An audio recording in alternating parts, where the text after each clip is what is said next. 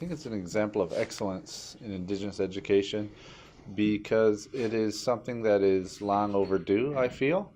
Um, there's been, with Canada's track record with Aboriginals and residential school, I don't think education has been, the top priority for a lot of Aboriginal people. And there's not a lot, to my knowledge, not a lot of Aboriginal teachers, especially in this area. So um, a program like this will help to break down the barriers and any stigma that might be, left over through from residential schooling. So, it will hopefully open up doors that, we won't be the last group of teachers trained through a program such as this. So hopefully, hopefully we're the start of bigger and better things. Indigenous education, to me, it is, um, learning to see that there are other viewpoints. There are other ways of thinking about things. Typically, I was raised and went through school in a very mainstream education system where there was one way of thinking about things, one way of doing things, one way of knowing things. And through this program here, it's sort of opened my eyes to seeing that the one way of looking at things, the colonial way, the colonial view of history that we have taught, that's not the only history. That there are other ways of seeing and knowing things around you as well. It's also a lot of what I've taken away from this program is getting outside the classroom, getting out of desks and out of your chairs, and going to the outside world, going outdoors and being in nature. So you have to, incorporate not only, facts and figures, but you have to get out and have experiences, experiential learning. Take the kids out into the class, outside of the classroom, take them out into, the woods, take them outdoors, and let them make discoveries on their own. So, you have to try to combine what we need to have, in the mainstream education. You have to have certain credentials, you have to have certain, um, uh, you need to have, certain outcomes that are met through a program like this, but also we need to get our cultural components in there. We need to make education relevant to Aboriginal students here in Labrador. And, I think we're learning to do that in this program. My vision for Indigenous education, one, I'd like to be an Indigenous educator, so I'd love to find employment. But, in the bigger picture, I would love to see more Aboriginal students from Labrador go on to become teachers, whether it's through a program like IBED or if they go to mainstream university and get, a regular Bachelor of Education.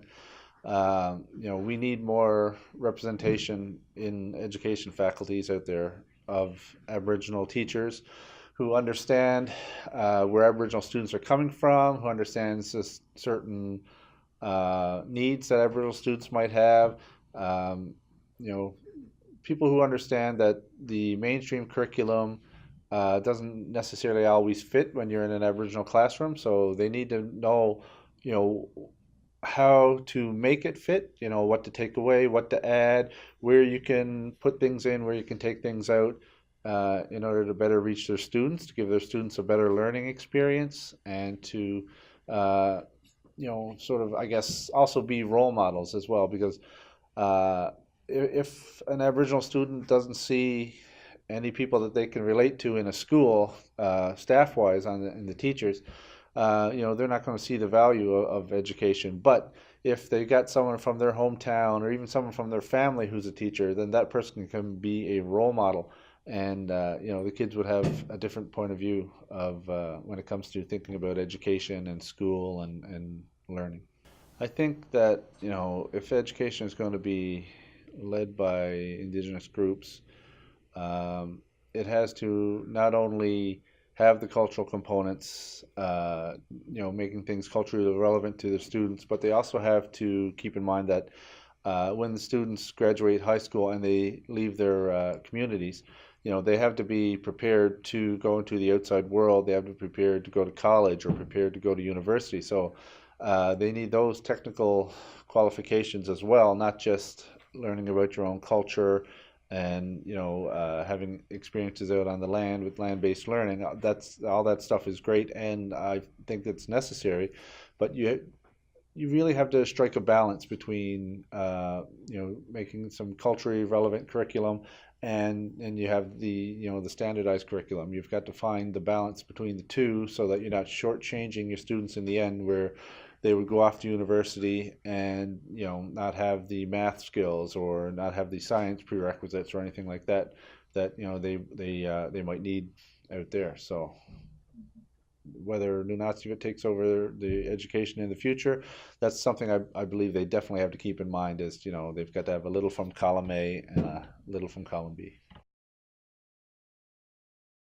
You really need to have Aboriginal educators who are already out there working, who are in the field, who know what the pitfalls are, who know actually how to decolonize their thinking, because that was a huge thing for me coming into the program. As I said, I came from a very mainstream education, and my thinking was colonized without me even knowing it. And so once I got to start learning about how um, everything that shapes me and everything that I went through in school, how that gives me a certain viewpoint, um, I can start to see there are other viewpoints. And so then I had to start decolonizing how I thought and how I approached things. And one of the big things is you need instructors who are going to teach you that alternate viewpoint, that aren't going to just keep feeding you the colonization history and the colonization viewpoints. You really need the instructor to be a trailblazer for and a role model, showing kids, students, how to decolonize their thinking, how to approach things from a different point of view, and if they have the cultural competency, then to teach them about the culture and to show where there can be two points of view, and neither one is right, neither one is wrong, both just are. I intend to take what I've learned here in this program and to apply it. Now, whether I'm working in Labrador or in Saskatchewan or in Timbuktu, wherever, I'm going to take that approach of having two different viewpoints, two different ways of approaching a problem or looking for a solution. I'm definitely going to be more, uh, I don't know if Indigenous based is the right word, but I'm just not going to be a standard curriculum guy. I'm going to uh, teach to my students the way that they learn. I'm not just going to sit there and this is how you do it. If a student has another way of approaching a problem and finding a solution, that's great. Maybe that's something we can all learn from. So uh, I'm going to try to give everybody in my class a voice and approach my students, with respect, and make sure their viewpoints are heard, and to have everybody can have a say. Like maybe we'll have circle time where everyone will get in a circle and everybody will have a voice and everyone will have a chance to express their points of view. I mean, that's definitely one thing that I've learned in this program is the importance of everybody getting to speak their mind.